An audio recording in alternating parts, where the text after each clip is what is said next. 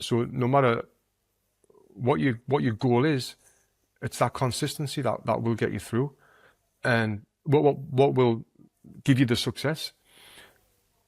But it's so hard when you're not seeing results.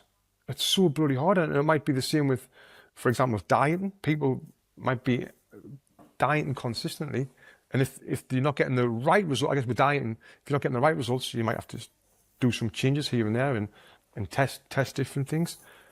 But yeah, it is hard when you're not seeing results. But if you look at any great entrepreneur, anyone who's had success in anything that they do, it all comes down to consistency.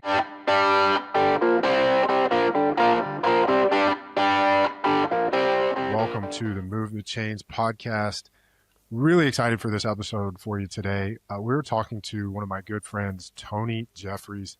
Tony, I'll just give you a quick background on Tony. He is an Olympic medalist boxer, bronze medal in the Beijing Games, and translated that sports success to tremendous success in business. We're going to talk about how he built Box and Burn into a great gym facility with multiple locations in the LA area, and then took that online, built a multi-million-dollar online training business to teach people how to be boxing coaches, and just tremendous business success beyond that. Tony, I'm going to stop. People will figure out how awesome you are. You're an amazing human being. We've been friends for like 10 years now, and we were talking before we hit record. This is probably the longest we've gone without catching up since we met. But really looking forward to catching up with you today, and can't thank you enough for joining us on the Move the Chains podcast. Yeah, mate. No, thank you for having me. And it's great. Yeah, it's been a while since we spoke, and a lot of has changed both for me and for you. Things have, been great for both of us, I think. And I think it comes down to the work that we've put in, and not just the work we've put in, but the way that we continuously educate ourselves and never just settle for where we are. We always want to push ourselves a little bit further, no matter how far or how successful we get, Yeah, and that's one of the things I love talking to you about is every time we chat, it's, here's all the things that you've done. Like even in those intervals where we're not talking, I know you're doing your thing, you're pushing yourself. And there's this almost like shared accountability where you feel like, you're going to talk to me and you have to not impress me, but like as friends, you want to make sure you're holding up your end of the bargain too. So one of the things that you've done since we talked last, I think the last time we talked, you were getting ready to basically sell your house, move, travel the world, and you've been doing this for about 3 or 4 years. Took your kids out of school, you've been homeschooling them. I'd love to hear what was the driving force behind making that decision. What have you learned? What's been the best part of that? The worst part of that? All the details.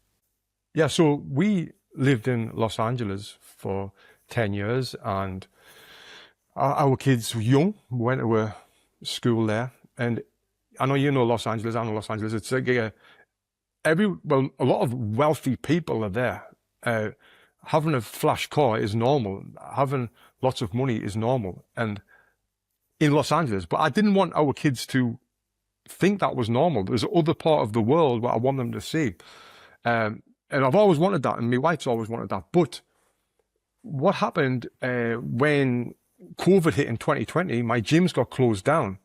So I went in the gyms and I started creating content online, and the content blew up, and I could start to earn a living online. I didn't have to be there teaching people in person. So with the online stuff taken off, and then with the idea of, taking the kids somewhere else, I didn't think it was possible until the online stuff started taking off. And then we were in a position where we could leave Los Angeles and travel the world and work from anywhere at all. So we did that. And it was scary. Homeschooling the kids is scary because it's going against the grain from everything we've ever been taught. But we kind of had this opportunity where it's like, shall we do it? And we did that. So we packed up our house in our LA, what we were renting. We sold or stored everything we owned. And then we booked a one-way flight to Thailand. And then from Thailand, we traveled around, homeschooling the kids, and I continued to work online. And my wife started her online business as well. But yeah, it's been an extraordinary journey. It's been a real eye opener for the kids and for us as well, you know. Your wife Sarah is a nurse, right? What was her online business? Yeah. So she was a nurse, and then during COVID, she was a nurse educator. She was educating all the nurses how to be nurses. And then she kind of switched jobs, and she got a new job as a sepsis coordinator in a huge hospital in Los Angeles. And she went from working bedside to working in an office, and she didn't like it. Obviously, had no windows, and she was unhappy. And the online business started taking off, and I was like, Sarah, I've got this full team now of editors and graphic designers, and I know about YouTube. Why don't you start doing YouTube videos and start promoting your business on YouTube? And she was like, definitely not. Definitely not. She would not talk on front of on camera. And I was like, why would you not do this? She went, Tony, if I start talking on camera, do you know what the people at work will say about me? They'll all be saying, who the hell does she think she is? She can't talk on camera and start. And she had no confidence to do that. But anyway, after more persuading, I got her on camera, and then she started a YouTube channel about helping people optimize their health. And then start going into the sleep niche, helping people optimize their sleep. And then her business started to take off as well. So it was like, we're in a perfect position where we could travel the world and work from anywhere in the world. So we done the maths, and it was costing us around, I think it was $10,000 to $12,000 a month in Los Angeles to live before we bought any food, right? Now, $10,000 in Thailand or in Indonesia, mate, you're living like a bloody king, you know? So that's kind of what we did, but I didn't spend that much. So yeah, that's when we traveled, and yeah, it's been incredible. That's really cool. What maybe favorite 2 or 3 places that you guys got to see over the last few years? Any major surprises? Like what did you not expect that, just a reality of living that way? Yeah. Well, our favorite place that we visited was Japan. Have you ever been to Japan, Ryan? No, haven't. Yeah, Japan is it's amazing. Very, very safe. People's very friendly. Food is amazing. They just seem to have life figured out. Like they seem to be like light years ahead of us when it comes to technology and transportation and just the way of living. Like the Japanese. So yeah, that was one of our favorite place. But yeah, just traveling around and experiencing other cultures and showing our kids these other cultures, the way different people live. It's been like overall and a really eye-opening experience for us. There's not been like one single thing that's like really stood out. There's been many things that stood out, and yeah. But being in a position to be able to do that, I understand like how I'm not lucky, because we create our own luck in this life. I'm a big believer in that. But we've been very fortunate to be able to do this. Yeah, for sure. And I think it's a really good point about not thinking of it as lucky. I mean, I know you're grateful, but I also know that you realize the position you're in is because of the work that you've done to make this a reality. And I'd love to kind of jump in there. I am just obsessed with talking to people who seemingly have success in everything they do. And I want to know what that common thread is throughout, all the different pursuits. And, we talk about your bio in the intro here, and, you're an Olympic medalist, and you're successful with running a gym, and then COVID hits and you have to pivot, and then you have success in the next thing, and then you help your wife have success. What are you doing on a daily basis? What are the behind the scenes things that you think enable the success, the outcomes, right? What are the actions that people don't see? Right. Yeah. Well, with that, for me, it's pretty simple, right?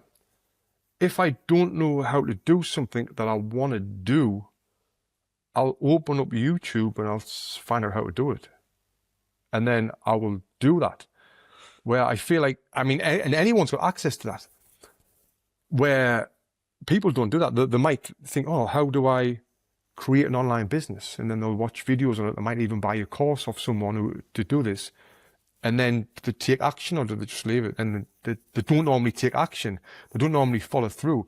The step-by-step instructions to do absolutely everything that you want to do and achieve online for free. And I really believe that if you want to have this success in whatever you do, you will be able to find a way, and you will be able to do that. And that's what I've done. I've put all this dedication into boxing. I've had success in boxing. And then from there, I went into the gym business. My gym was really successful. Got named #1 gym in California, doing multiple 7 figures a year, because I was obsessed about making this gym the best it can be, making these boxing classes the best it can possibly be. Gym got closed down. Then I was like, I want to go online. YouTube, studied YouTube, how the videos work, how do I get someone to watch the video from the beginning to the end? What do I say? How do I speak? How do I present it? How do I edit the video? How do I have the thumbnails, the titles? Obsessed with that.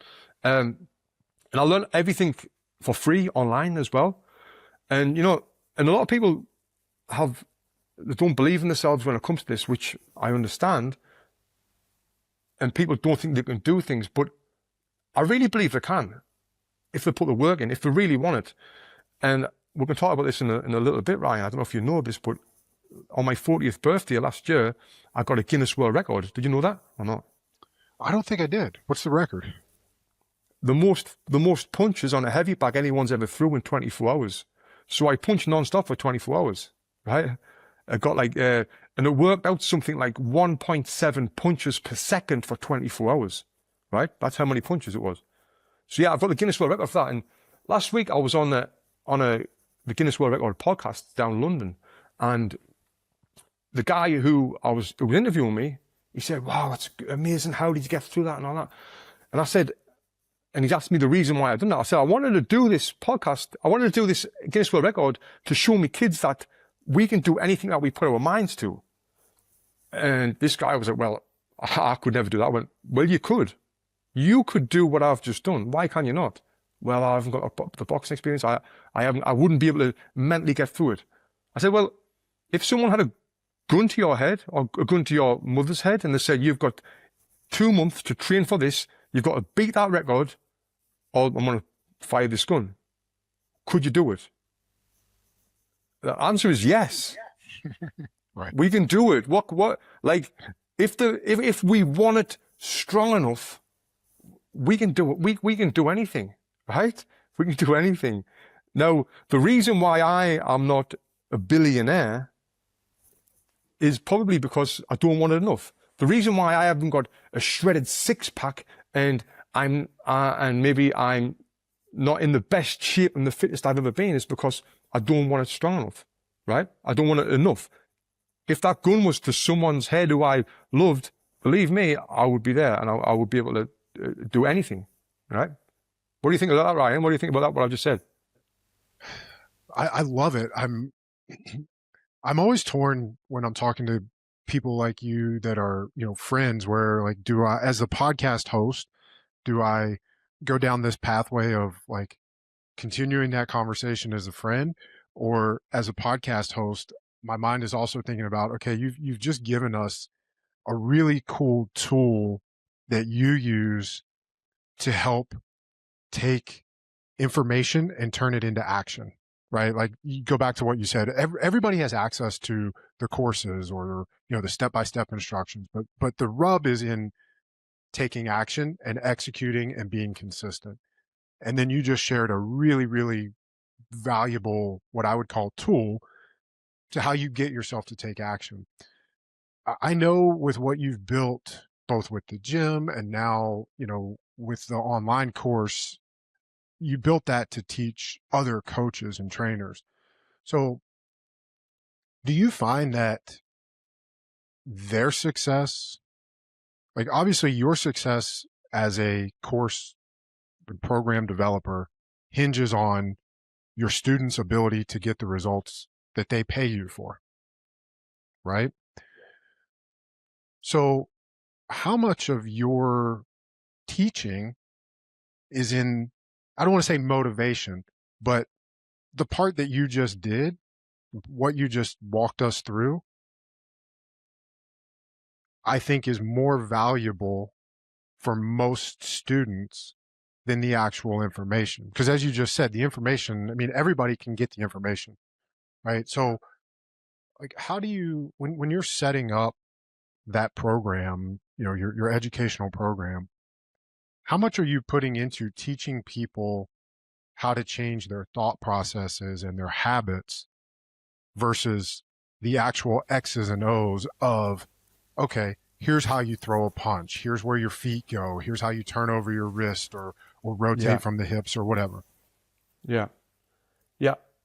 It's definitely a bit of both. You've got the step instructions, like I mentioned, but then it's the self belief, and it's a lot of the self belief. Like what I mentioned about my wife doing the YouTube and doing the social media.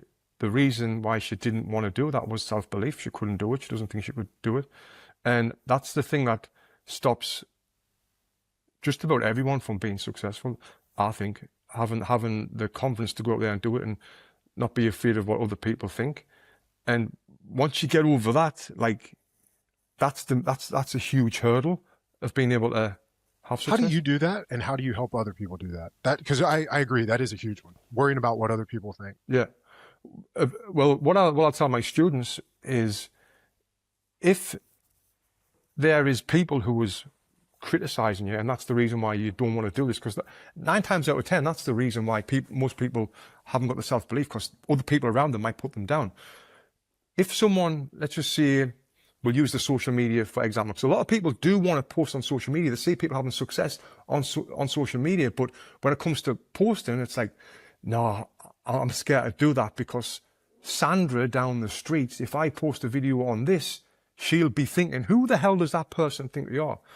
Well, my comeback to that is, if there is someone in your circle that wants to criticize you for wanting to post on social media or wanting to better your life by helping other people, like, fuck that person, because that's a person that you don't want to have in your life. Someone who's criticizing you for wanting to better yourself, like, no. But we've all got them in our life, and it might be a family member who thinks that as well, because I've had family members who think there's some of the stuff that we do crazy. So you've just got to see it. I know you've got your book, F Them Feelings. You've got to F them feelings, and you've got to push through it. And it's the people that do that is the ones that have the success that you might want to have.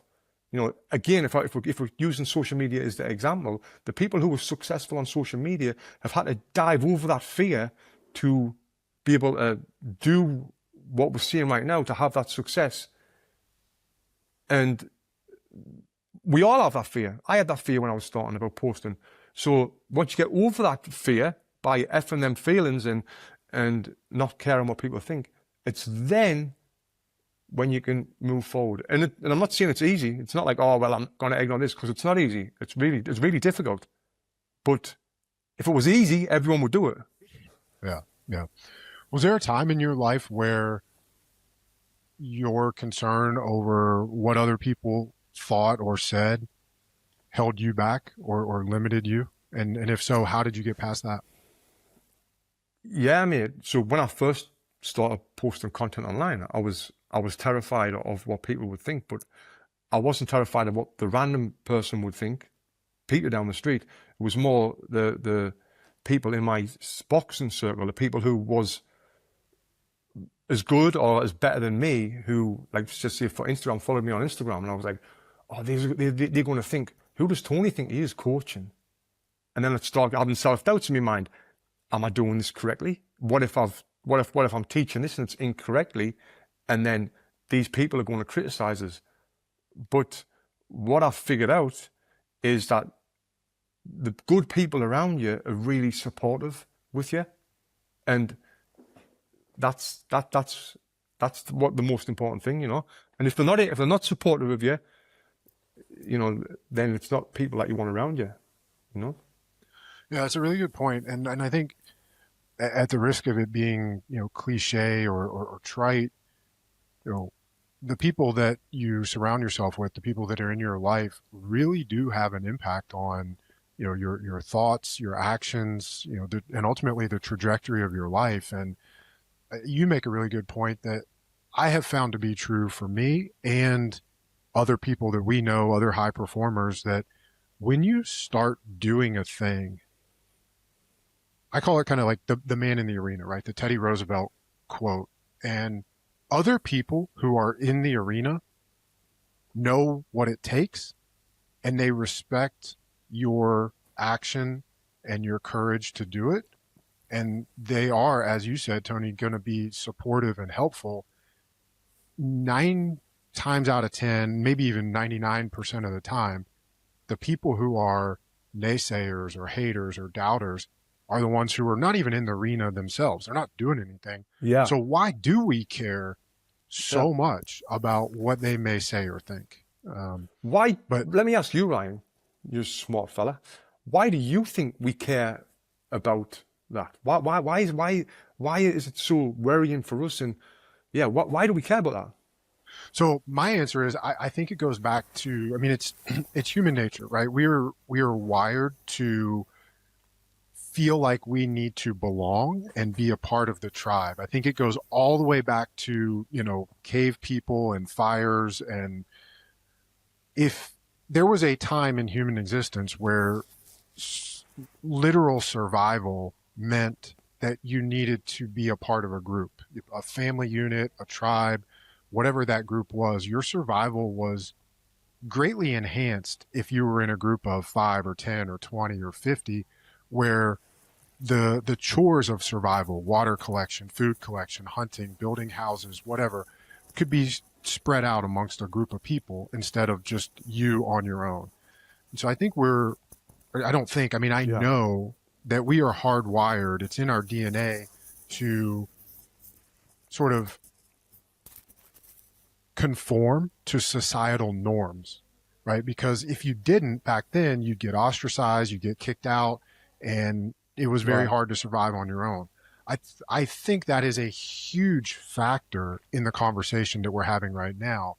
I mean, it just makes total sense that, across the board, like to me, this is something that is almost like our default operating system is one where we want to impress others, be, I don't even want to say be respected or validated, but be accepted. I mean, think about like all the way back into school, high school and feeling like you need to fit in. Nobody taught you that, right? It's something that's kind of in you from the beginning. Right. I think what we actually learn, what we're taught, is the opposite. It is what we're talking about right now, where it's, you don't have to fit in. You don't have to be accepted. And in fact, if you go and be your genuine, authentic self, be who you are, do what you want to do, you will be accepted.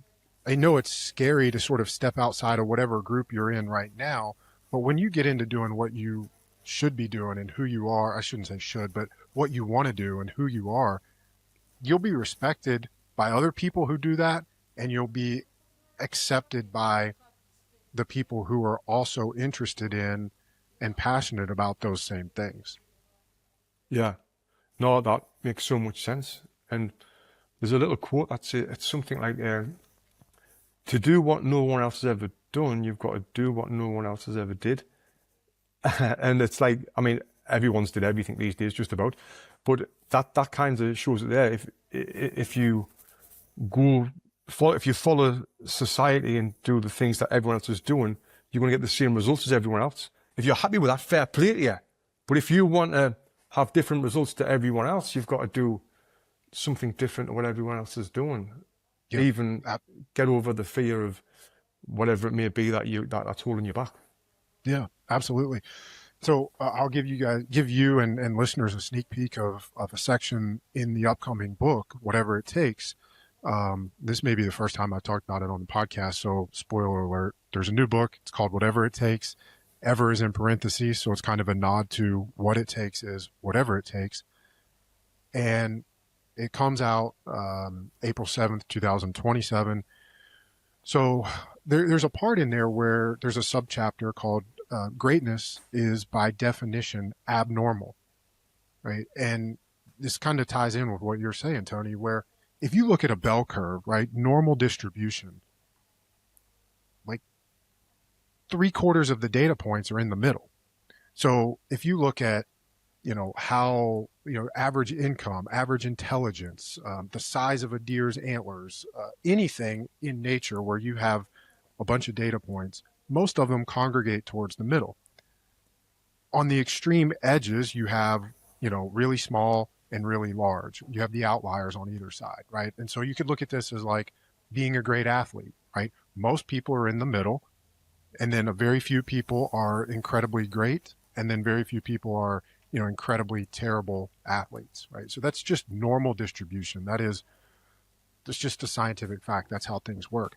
But my argument is, if you're going to be great, you cannot also be normal, right? Greatness is outside of it's multiple standard deviations removed from normal.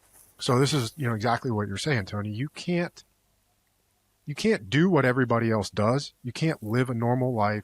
You can't have normal or average habits and routines and thoughts and actions and be great at anything. Right. Yeah. Right. So if you're going to be great, you have to be weird. You have to be an outlier. Yeah. You have to do unnormal, abnormal things. And I think this is something that you and I talked about when we first met. We were helping you with nutrition habits, right? Yeah. And some of the changes that you've made put you in situations where, like, maybe you're out and you didn't drink, or, you didn't eat, or you ate something different. And I think diet is a great example of this, where a lot of people say they want to eat healthier, they want to be healthier, but as you pointed out earlier, they don't want it badly enough to make the choices that are not easy, they're not convenient, or maybe put you in an awkward situation. And this kind of ties back into what we were saying a minute ago about the need or the desire to fit in, right? Because if you go out to dinner and, everybody's ordering alcohol and you don't, now do you feel weird? Do you feel like they're going to kick you out of the group or whatever? So, I think, to tie this back into what you're saying, again, I'll just reiterate, greatness is abnormal. You cannot be normal, do normal things, and achieve greatness. Yeah. No, I love that. And I love that you used alcohol as an example as well, because where I'm from in the north of England, alcohol, it's a drinking culture. Everyone drinks multiple times a week. And I did that as well. And I stopped drinking alcohol in 2019, New Year's Eve 2019. And that was the last time I had a drink of alcohol. It's been over 6 years now. And at first I was telling my friends, I'm not drinking. What? What's fucking wrong with you? What are you drinking for? Get a drink. Just have one. I'm like, no, mate. And it was hard at first. And then over time, people got used to it. But like, it's going against the grain where you're a weirdo. Like, what's crazy? I mean, what's crazy about drinking, for example? It's like, you're the weird one for not drinking, where really it should be the other way around, I think. But anyway, that's been 6 years now. And because of that, it's really changed my life. And also, I want to mention this really quick. It's off the subject. I don't know if I ever told you this, Ryan, but when I was trying to lose me weight and get into better habits, you sent me your books, and you had a book there which was the blueprint. Is it called the blueprint? Yeah, the nutrition really blueprint. Thin book. Mate, Yeah. You sent me that book. I didn't even read all of it. I read a couple of pages, and in the first couple of pages, there was a line there that changed my life. And this was, I don't know the exact line, but it said something along the lines of, if someone give you a tablet, a pill, you would be like, well, what the hell's in this? And you would be really wary about what you're putting in your mouth. Why do we not do that with food? We get processed shitty food it was something along the lines. Remember that, Ryan, or not? It's been years. So yeah, it's very old. For you and for people listening, I did a seminar. So when I had my gym, it was 2012 to 2016. At some point in there, I did a seminar for our members and just called it the Nutrition Blueprint, had it transcribed and turned it into that little pamphlet book. So I mean, we're talking 10, 12 years ago. I don't remember the exact line, but the concept is, yeah, like you said, if somebody gave you a supplement or a pill and was like, here, just take this, people are going to be more likely to question that supplement than they would their food. And most people don't read the ingredients. They don't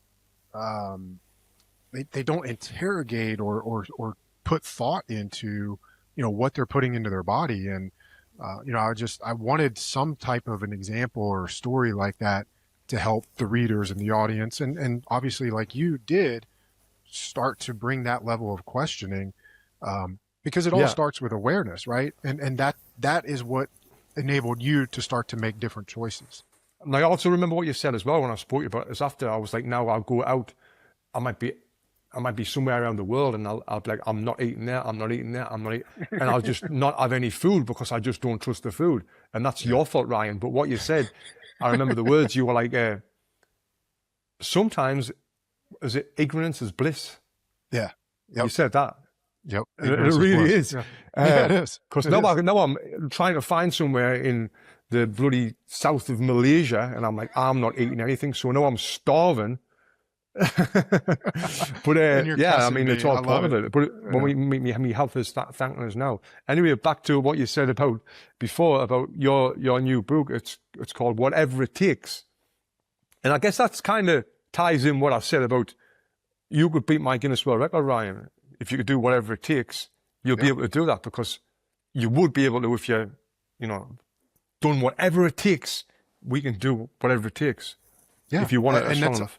Yeah, you asked me earlier what I thought about what you said, and I mean, I love it. Like, I don't love the idea of you putting a gun to my mother's head, but it's I get what you're saying, and that is, you're saying the same thing I am with the intent of writing the book is, I want everybody that picks that up, everybody who listens to this podcast to realize there's whatever that thing is you want to do, you can do it if you're willing to do whatever it takes to get there. And like you said, if it takes thinking about, like, that's why I like that tool.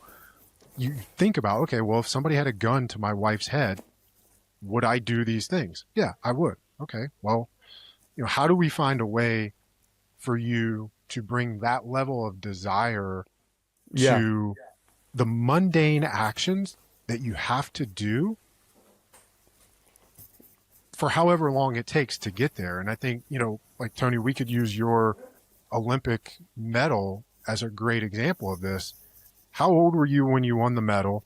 And how old were you when you made the decision where you said, I want to be an Olympian, I want to box in the Olympics, right? I mean, that timeline was 10 years, 12 years, what? Yeah, it actually was. So it was a good 10 years. I was 14 when I was thinking I want to go to the Olympics. And then when I was 16, I was national champion. I got put on an 8-year training program in 2000 to the 2008 Olympics. So to go all the way through them 8 years, I did whatever it takes to get there. And it was bloody hard. But one thing I just want to touch on, Ryan, because I listen to podcasts and I hear these so-called gurus talking, and they're telling you things like, do whatever it takes. You can do whatever it takes. Mate, it's a million times easier said than done. I want to give an example. And maybe you know the answer to this. Like, I know that sleep is so important to perform better, to live better, for your brain, for your memory, for your business, for your life. Sleep is one of the most important things you can do. I know this. But I sometimes eat shit before bed. Or not shit, but I eat before bed.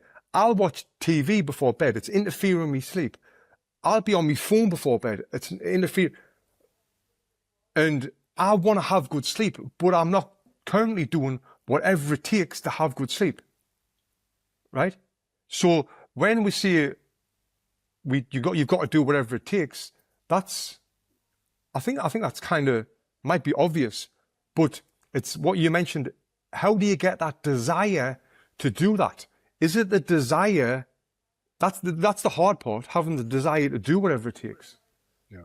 Right? Yeah. Because I had the desire to achieve this Olympic medal because I wanted to prove something to my kids. I wanted to prove something to myself. I mean, sorry, not the Olympic medal, the Guinness World Record, to punch for 24 hours. I wanted to prove things to myself and to my kids that I could do this. I had that desire to do that. I had the desire to build a massive online following on YouTube. I haven't got even though I know the benefits of sleeping, I haven't got the desire to get the best night's sleep ever. Some people might be listening to this. They'll be like, yeah, I understand that. No one's got a gun to my mum's head or to build this business, to start posting online. And it's that whatever it takes that's missing. They don't want, they want it, but not want it enough. So is there something that people can do to want it even more? Do you know what I'm saying? Because yeah, we can easily sit back and now I've achieved it and see all of this, but like, how do I get that? Yeah. So when I sold my gym in 2016 and kind of set out and what eventually became writing the book, the first book, Fuck Your Feelings, I wanted to answer a very similar question to what you're asking. The way I phrased that question is, why are some people successful and others not? Right.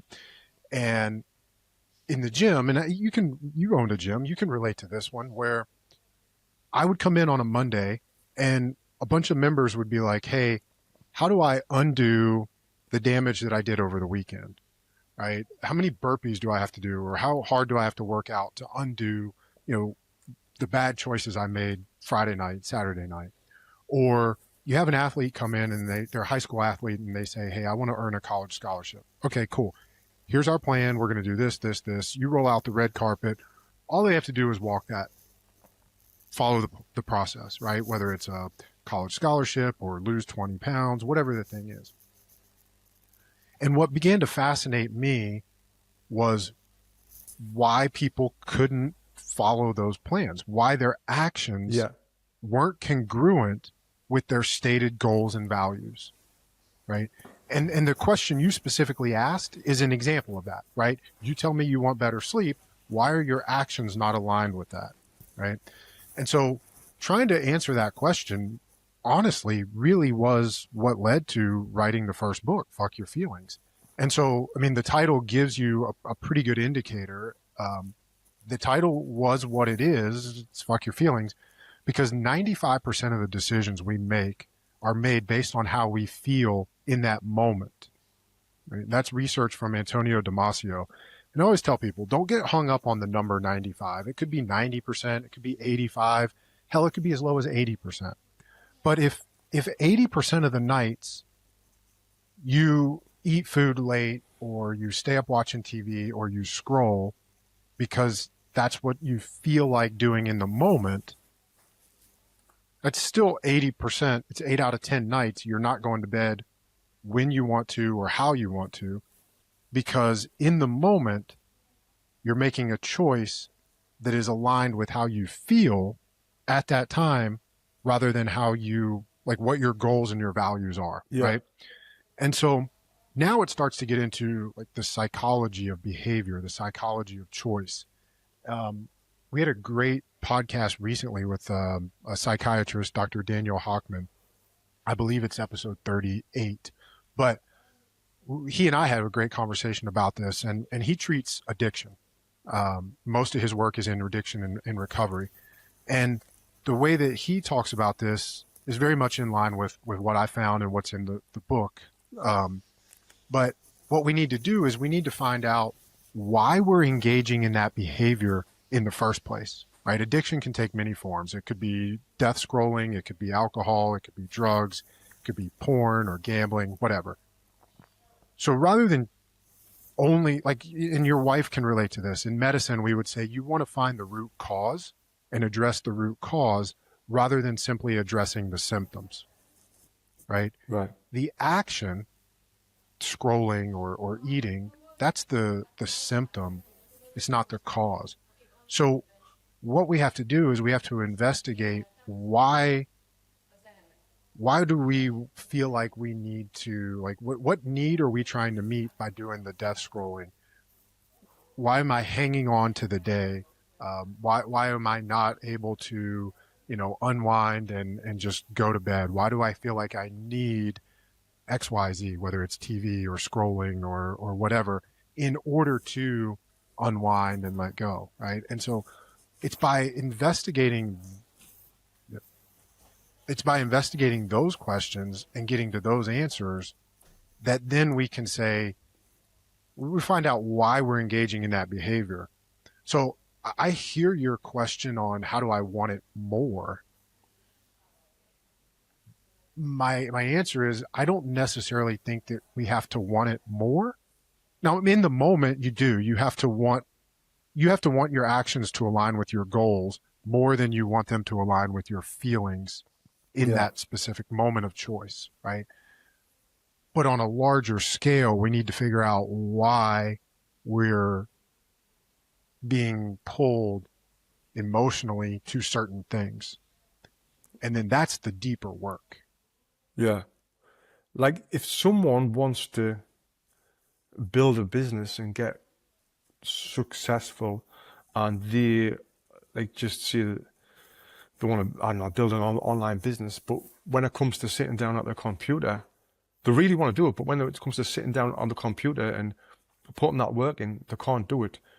Are you saying that, well, they need to find out the reason why they get to the computer and they can't do this? Is it because they are glued to the phone? Is it because they don't believe that they can do it? Or is that what you're saying? Yeah, so it's maybe twofold. I mean, there are always like there's positives and negatives, right? So there's there would be reasons that hold us back or reasons that we don't want to. I don't know that that's in that second example you gave there. I don't know that that's the primary thing I would lean into or look at first. Right. So already in this conversation today, you've mentioned your kids twice as the driver behind what you wanted to do, right? You guys, you said, when I asked you why you wanted to leave LA and go travel the world and see different things, you said you would wanted to do that. You said your wife had always wanted to do that. But if it had just been you guys, you probably would not have. You wanted your kids to experience a different upbringing than only growing up in Los Angeles around money and status and those things. Yeah. And I think I'd be willing to bet that if you guys didn't have children, you may not have made that decision. But in that Simon Sinekian sense of start with why, like your why is your kids, right? And even the Guinness Book of World Records thing, you said you wanted to show your kids that you can do whatever you put your mind to, right? Yeah. So again, your why there was, I want to show my kids something. So I think in order to truly be able to align our choices and our actions with our goals and our values, we have to have a deeper why beyond just like you didn't do it so that your name was in the Guinness Book of World Records. It wasn't ego. You weren't doing it because Tony Jeffries wanted to be more famous, right?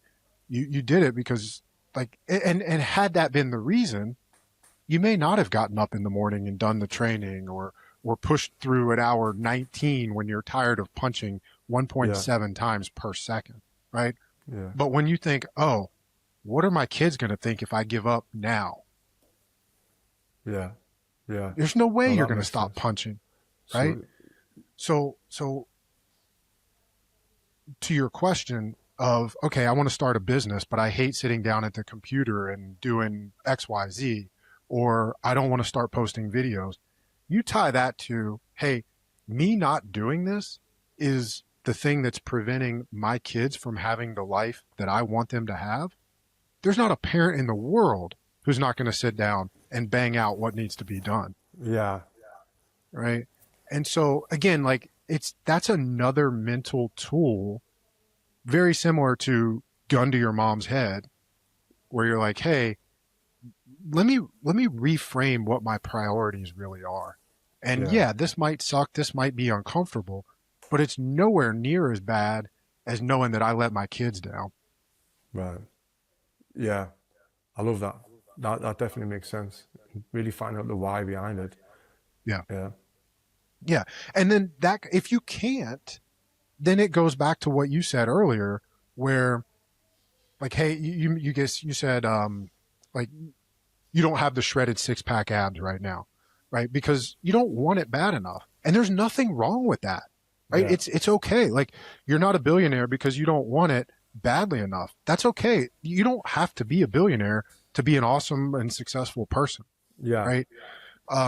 And so, this goes back to, we don't have to do everything. We don't have to be everything. You figure out what the things are that you want, and those are the things that you go after with whatever it takes, right? Yeah. You know, there's this can't equals won't statement that's in the first book as well.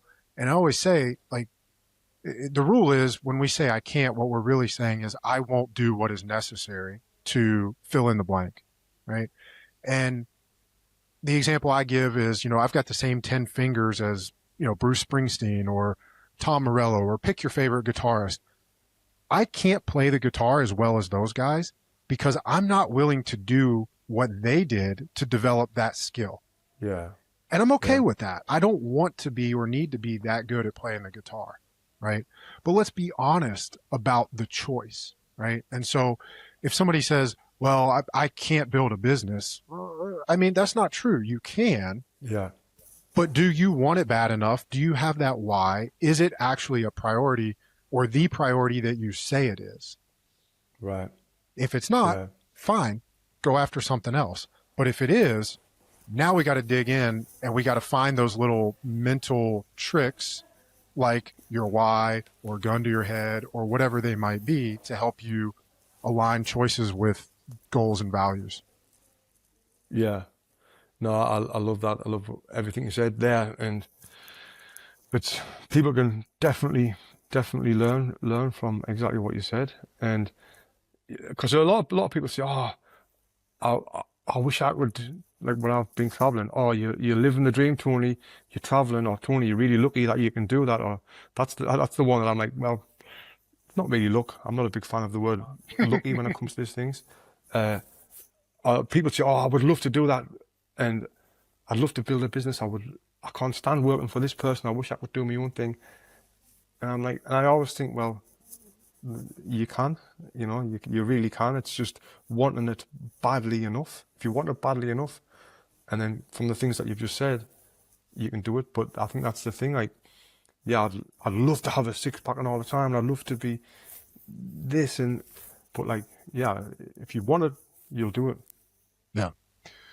So you mentioned social media a couple of times.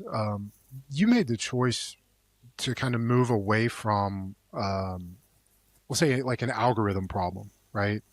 Chasing attention. I'd love to hear your thought process on, why you wanted your business to not be dependent upon somebody else's algorithm, but I'm sure there's also a mental health side of that as well. Walk me through, some of that thought process and some of the realities of making that shift. What do you mean from someone else's algorithm? You're talking about the gym when someone comes in, or? No, like with YouTube and Instagram, kind of owning your platform versus chasing attention and some of those shifts. Yeah. I mean, that can be stressful, like, and it is stressful, relying on views to be able to pay your bills, which I still heavily rely on views of content, and I still heavily rely on that stuff to help me business. It's kind of what makes me popular and recognizable and helps me sell stuff by giving out all the free value online. But I was relying too much on views and then sponsors as well, and I really needed to have my own thing. So that's when I did online programs outside of that, where I kind of use my social media platforms now to help millions of people for free. But if they want a little bit extra, then they can pay for a product, right? And doing it this way has really helped so much, because, like you mentioned, relying on someone else's platform like a YouTube or an Instagram is scary. And I've been pulling people off there and getting the email addresses, which is the best thing that I could have done. I've got to huge email list right now, and I'm using that for my business, but also using that as a form of giving people, again, free value. And, you know, it's like Gary V wrote a book called Jab, Jab, Jab, Right Hook, right? Which means give, and then ask. So that's what I use my social media platforms for now. I'm giving value, and then I might ask every now and then, you want a little bit more? Well, come and join my email list, or get this program. So I've really used social media rather than letting social media use me, which so many people do these days. No? Yeah, and I think this is one of the conversations. I think you and I talked about this early on when you were making that move. I wish more creators would understand the value of what you did and what we're talking about. Can you, like, to the extent that you're comfortable, will you talk about how that's changed the revenue generation, the financial component for the business? Because I've seen this time and time again be the decision. It takes people from, we'll say, a hobby that makes money to a legitimate business that, as you said earlier, allows you to travel the world. Yeah. So YouTube ads alone is making making over 6 figures a year just from the, when I say YouTube ads, I mean YouTube Ads views. on the videos. Yeah. That the 5 second that pop up. So yeah, that's making over 6 figures a year, which is great for most people. But for me to continue to get them views, I can't do it myself. I've got team members, I've got multiple video editors now, I've got a YouTube manager, thumbnail design. So that 6 figures suddenly shrinks down to 5 figures, right? Because of the wages and salaries you're paying. So you've got to try and figure out other ways of being able to generate that income. And then you've got the sponsors, which is good as well. But since I really went 2 feet in with the programs, like that right there has just changed everything, changed my life completely. But as well, with the programs, it's not as simple as I'm just going to talk about a program in my YouTube video and that'll sell all these programs. It doesn't. I do 6 figures a month, multiple months, what I spend just on Facebook advertisement. So I'm putting that much into Facebook ads, and I'm obviously making profit off that. And then that again, it's generating lots of revenue. It's very profitable, and I wasn't doing this a year ago. So it's with the Facebook ads. So I'm continuing to learn about all of that side of things, you know, and it's been great. And what we kind of mentioned earlier on, it's like, you know, I've never stopped learning. You're the same. You never stop learning. You always want to do better and progressing and finding out new things and what's happening. And like I said, like I'm doing way better now than I've ever done in my whole life because of this continually to learn different things, you know. But the kind of the backbone of my business right now, it's still YouTube. YouTube's building relationships with people, getting me in front of millions of people every week, and letting them know about me and helping them. And it's working all around and helping with the generation of the sales. Yeah, that's your top of funnel. That's how people enter the ecosystem. Yeah. Real. But then with Instagram and TikTok, like I've got like over 1 million followers on Instagram, and I think about 600,000 on TikTok, and then 600,000 on Facebook as well. Like we're posting on them multiple times a day. And it's great to get myself in front of people, but with this short form content, it's not really building the relationships that the long form content builds on YouTube. If someone consumes like a 30-minute video of me, by the end of 30 minutes, they feel like they know me, they trust me, and I've helped them so much compared to a 45-second video where I do something fun, you know? So the different platforms are good for different things.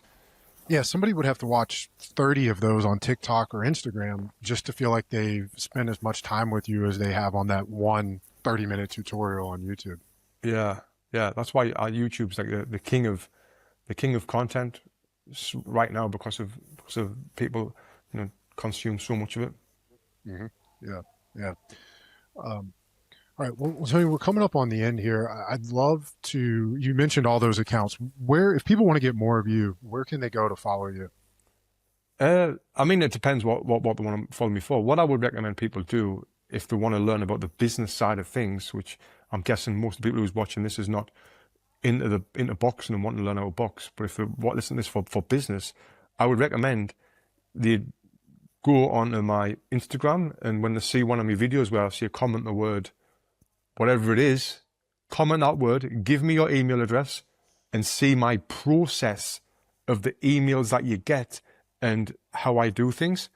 And then you'll learn the business side of what I do. Then because you'll be in my funnel, then I'll be sending you emails, what's already automated right now. I'll not be actually sending you email.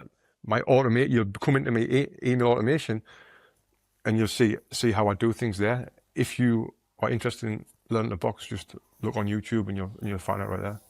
Yeah. So we'll put the links to YouTube, Instagram, all the socials in the description here, make it easy on people. But I love what you just told people to do. Maybe that as funnel hacking, but at the root of what it is, you basically just said, hey, sign up for this thing, go through it, not as a customer, but you're getting a peek behind the curtains. You can see how this business is doing what it does. And I mean, I can't tell you how many times I've done that and literally every high performer I know does little shit like that. Yeah. And you're like, I just want to know how this guy's doing what he's doing. So I'm going to follow this. And so I love that you told people to do that. That's such a great. And with that, like I said out. at the beginning of this, it's like I'll learn everything myself. And you're seeing every high performer does this. Like if I see a high performer, I've got this live event coming up, click here. I'm clicking there, not because I wanted a live event. I want to see what the headline says on the landing page. I want to watch their VSL, the video sales letter, and I want to learn about what they're seeing in this VSL. I want to see what their payment processor is. I want to see, do they offer payment plans? If they do interest, I'll look at every little thing like this about. I see you nodding your head now, Ryan. You do the exact same thing, right? It's what we do. We'll learn. That's how we'll learn. Yeah. I love it. I'm laughing and nodding because I do the exact same thing. It doesn't matter if it's actually better if it's a completely unrelated field or vertical, because now I'm not even paying attention to like the emotional, I'm not being pitched. I'm objective and I'm saying, okay, well, what emotional angle are they using and how are they getting people to take the action that they want them to take? Mm-hmm. And it's, as you said earlier, like I'm constantly learning. This is such a great example of how you're doing that outside of what we would normally hear. Oh, listen to podcasts, read books, whatever. But this is such an invaluable example and I guess lesson of like deconstruct what people are doing. And there's a great line that says, don't do what they did, seek what they sought. And so as you're saying, like, hey, I'm looking at their headline, I'm looking at their VSL, like I'm not going to copy that verbatim, but I'm trying to figure out what are they trying to get you to do and how are they accomplishing it? And that's what we want to replicate.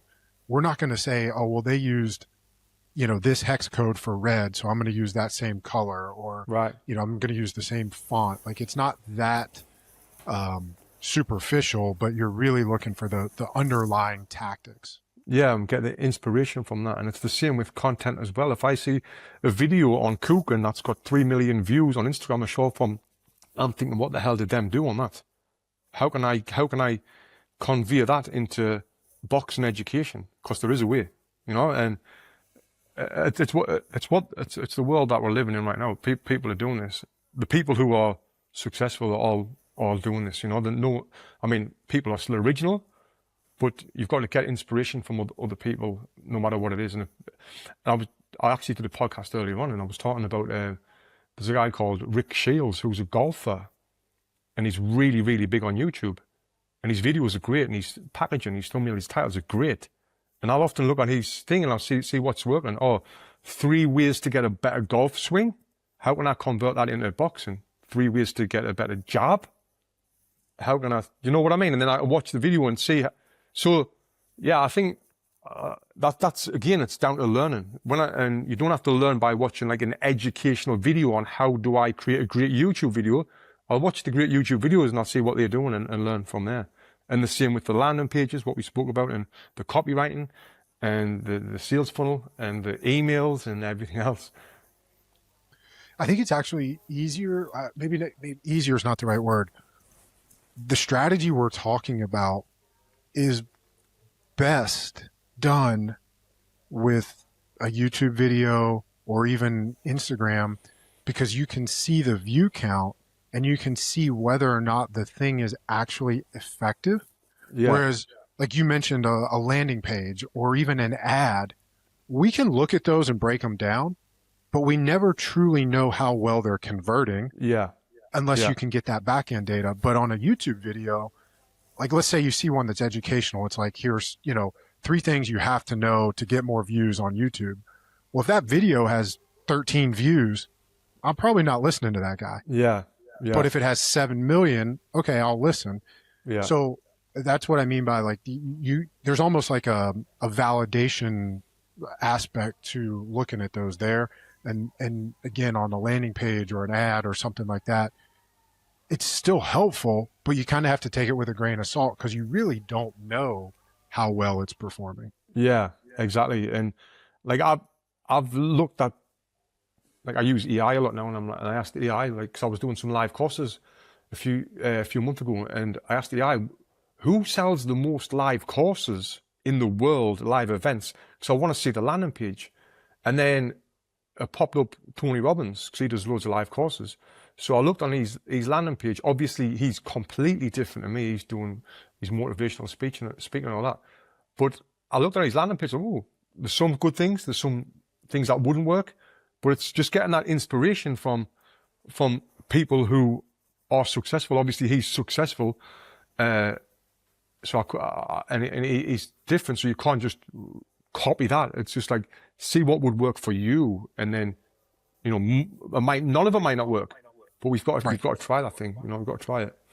Yeah, that's so smart. I mean, even just asking AI who sells the most live events, like that's yeah, that's awesome. Tony, final question. What would you tell listeners who want to be more consistent? We've talked about this quite a bit in this episode, but with the actions, those in between moments, and doing the things that they know they need to do, what would you say? Consistency is hard, especially when you're not seeing results. It's really, really hard. But the only way you can see results is by being consistent. And a quick example of this is when I start posting on YouTube. Mate, I posted tons and tons of videos consistently, and I wasn't getting any views, like maybe 300, 500, whatever. And I felt like stopping. And one day, like months after I've done 3 videos a week, high quality videos, one of them took off and changed my life. And that's all down to the consistency.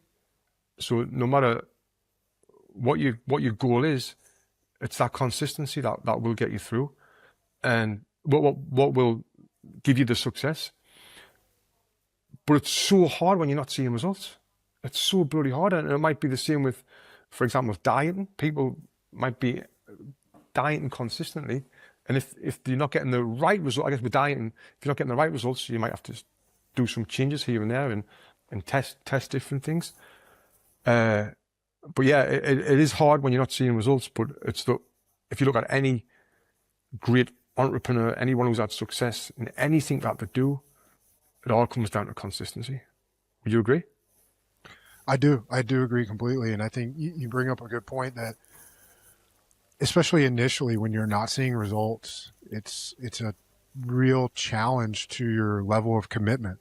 And I think that's where that word commitment ties into some of the things that we've talked about a lot today also is, your why, your ability to align your actions with your choices and your goals. It's how committed are you, right? And that will be tested. And that's why, I'm a big believer and big fan of detaching from results. If you're constantly needing the result to validate the action, you're Yeah, going to find that it's problematic. You're going to get frustrated.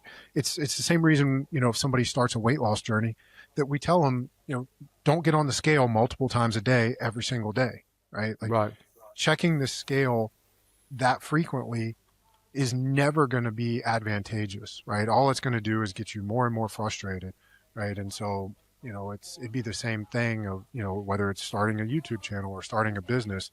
How do we remove that scale watching aspect or scoreboard watching aspect and focus on the actions that are required to deliver the result? And then it's, hey, let's commit to doing this thing for as long as it takes, Yeah, not until we get XYZ. yeah. And there's just one more thing on this that I want to say. It might apply to some people. It might not apply to some people. But and I love this quote. It's perfection prevents productivity. This might apply to you depending on what your journey is, but a lot of people are waiting for the perfect moment to do their thing. Like they might be waiting to create the perfect video before they post it. They might be waiting for everything to align perfectly in their business before they grow the business. So an example with this is when I opened my first gym in Los Angeles. I didn't have any equipment. I had some med balls and some boxing gloves, and that was it. Well, and it was an empty warehouse where a lot of people wouldn't dare open a gym like that. With like paint on the white, it was clean, but it just didn't look like a gym. But I opened it, and then as I got a bit of money, put it in. Where people try and get the perfect, everything's perfect before they do it, but that perfection prevents productivity. And that's just a quote. I just wanted to say if that applies to anyone. Yeah. Live by that. Man, it's so true. And I mean, my experience with gym was the very same. I mean, when I left the big box facility, I started my own business by renting space from a hole in the wall powerlifting gym. I paid them $200 a month for the first year to run my business out of that place until I could afford rent and build up my client base, to get my own facility. Yeah. And then, Yeah. after a year, then we moved into our 3,000 square foot facility. And like you said, you get money and then you put money back into the business and you build it. I think Logan Gelbrick, who runs Deuce Gym in Venice. Yeah. He started his. It was out there on the Santa Monica Bluffs until he built it up to where he could have a facility. And now he's got multiple locations. I mean, so many people have a similar version of that story. You just start with what you have and get moving, and then it builds as you go. Yeah, rather than doing what, I mean, you said you opened it in a little facility until you built and you're your 3,000 square foot one.